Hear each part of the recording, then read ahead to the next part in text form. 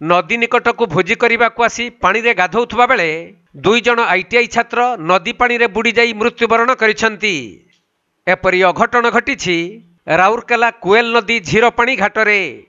मिलिथिबा सूचना अनुसार गतकाली बंधमुंडा अंचलरू 8 जण सांग भोजी करबा पई राउरकेला कुएल नदी निकट को आसीथिले।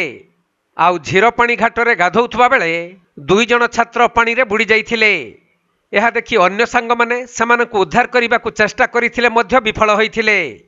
परे अग्निशम बाहिनीर कर्मचारी माने घटनास्थल रे पहुंची बंधमुंडा अंचलर मुकेश महतों पानी उद्धार करी स्थानीय सीएसडब्ल्यू हॉस्पिटल को निया जाइथिले मध्य सेठारे डाक्तर तांको परीक्षा करी मृत घोषणा करथिले। आउ निखोज थिबा अन्य जने युवक अनिकेत बरदांकु आज सकाळे अग्निशम बाहिनी खोजाखोजी करी तांको मृतदेह को उद्धार करिसंती। सेपटे मृत्युवरण करिथिबा 2 जण छात्र एक घरोई आईटीआई कॉलेज रे पढुतबार सूचना मिलिथिबा बेले सेमानक मृत्यु परे हॉस्पिटल परिसर रे शोकाकुल परिवेश सृष्टि होइथिला।